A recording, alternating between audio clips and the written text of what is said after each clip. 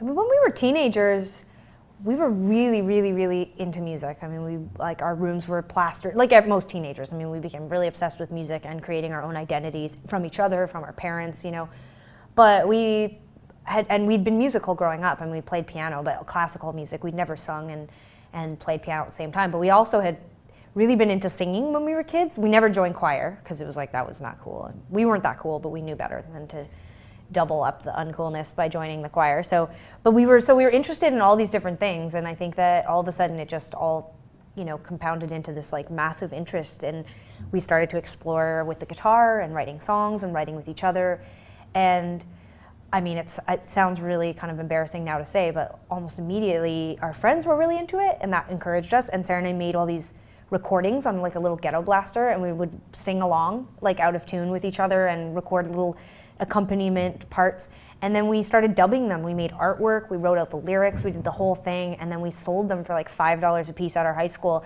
And I truly remember like listening to it in the van with our parents and thinking to myself, like, we've got something here. And now I listen back to it and I'm like, we did not have something there. That was... It's funny because... But we showed initiative. I think that we were really excited. But I know that I didn't really think that we were like good, or like the word talent is really funny. Like I knew that we had sort of a like natural instinct around music and the stuff that's needed to sort of create melody and structure and all of that kind of stuff, which to me, was just sort of a byproduct of doing so much classical training and learning arrangements, and then just being able to sort of like apply that to our own original compositions. But I probably didn't really start to believe that we were actually going to be able to make a career out of it until our third album. So I mean, that shows the difference between us. Tegan, I was like, we're amazing. Tegan at Look 17, at the talent dripping off of us. Tegan was 15. like, yeah, seriously, like our 15 to 18 years.